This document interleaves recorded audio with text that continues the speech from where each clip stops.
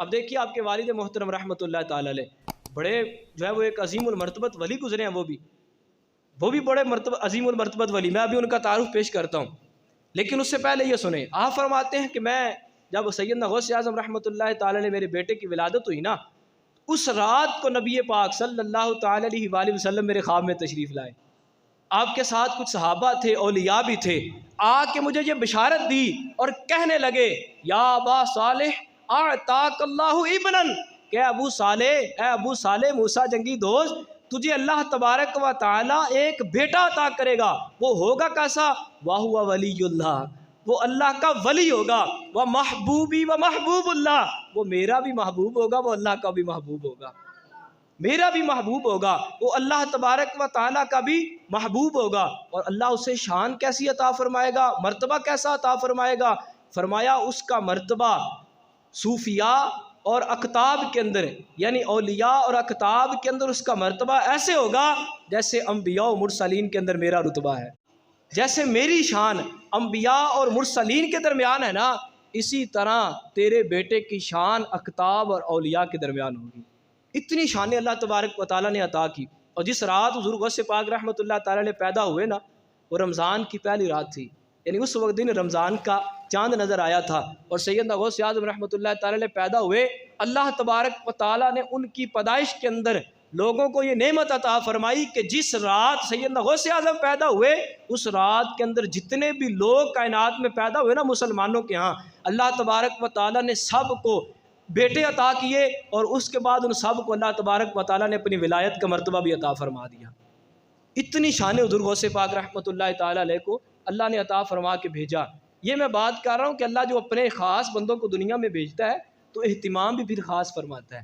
اللہ تبارک و تعالیٰ۔ اب دیکھیں ان کا گھرانہ کیسا ہے، پہلی بات تو گھرانہ ہی سیدوں کا ہے، ان کی تو شان ہی اپنی، ان کا تو مقام ہی نرالا ہے۔ سادات کی شان کو کون پہنچ سکتا ہے کہ جو حضور کی آل ہے؟ میرے اعلیٰ حضرت نے ایسے تو نہیں کہا کہ تیری نسل پاک میں ہے بچہ بچہ نور کا، اور تو ہے عین نور، تیرا سب گھرانہ نور کا۔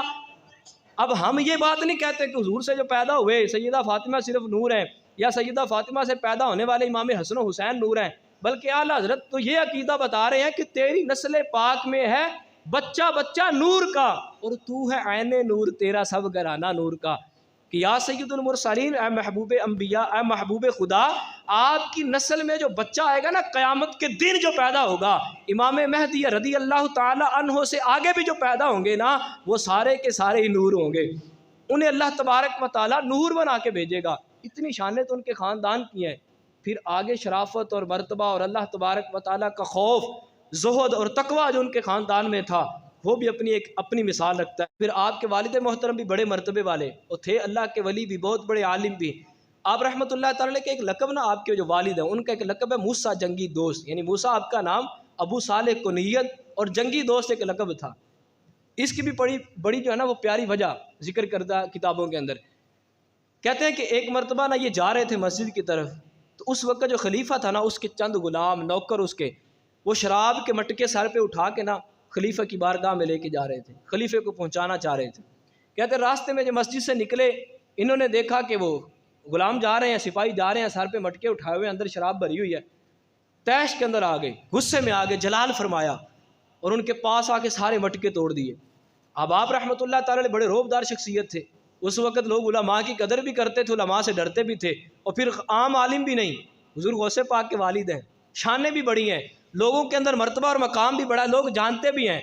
اتنا مرتبہ اور مقام، وہ نہیں بولے، ڈر گئے، کوئی بات ہی نہیں کی۔ جب خلیفے کی بارگاہ میں گئے نا، تو اب جو بندہ منہ پہ کچھ نہیں نہ بول سکتا، وہ پیٹھ پیچھے بڑی باتیں کرتا ہے،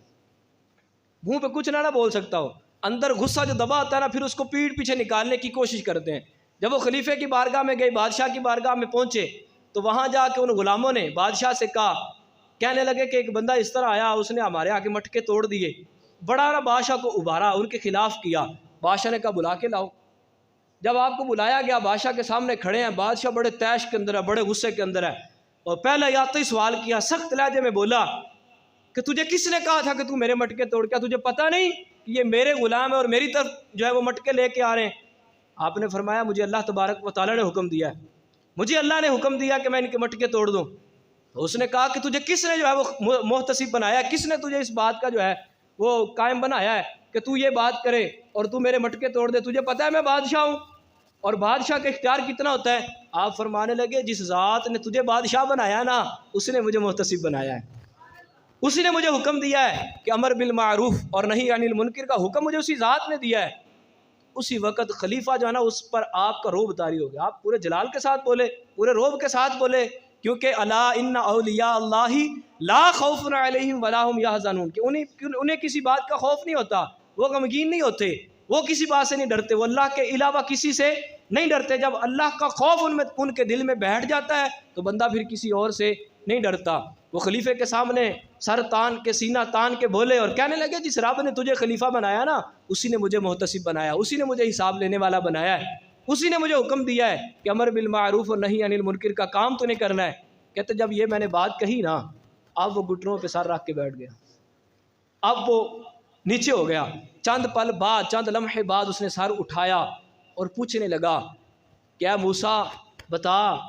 تجھے امر بالمعروف و نہی عن المنکر کے علاوہ کس بات کی وجہ سے میرے مٹکوں کو توڑا ہے، تو نے یہ عمل کیوں کیا اس امر کے علاوہ؟ کہ یعنی اللہ نے ایک تو حکم دیا نا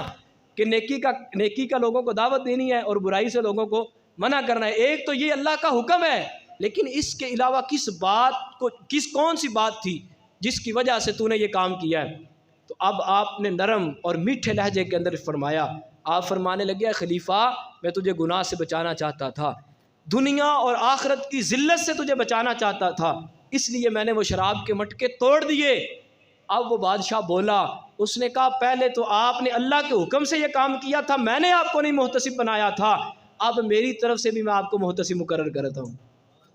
آپ کو یہ حکم دیتا ہوں، آپ کو یہ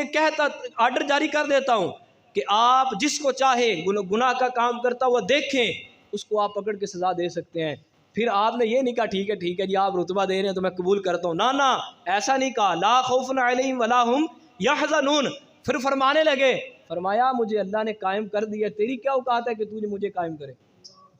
مجھے تو رب نے قائم کر دیا، بادشاہوں کے بادشاہ شہنشاہوں کے شہنشاہ نے مجھے خلیفہ اپنا جو ہے وہ مقرر کر دیا، امر بالمعروف و نہی عن المنکر کا حکم دے دیا ہے، اب تو کون ہوتا ہے کہ مجھے محتسب بنائے؟ تو کون ہوتا ہے مجھے عہدے دے؟ مجھے تو رب کی بارگاہ سے عہدے مل چکے ہیں، مجھے تو وہ شانیں مل چکی ہیں۔ علماء فرماتے پھر اس کے بعد آپ کا یہ لقب پڑ گیا موسیٰ جنگی دوست رحمۃ اللہ تعالی علیہ، یہ ان کے والد کی شانیں ہیں۔ تو پھر جب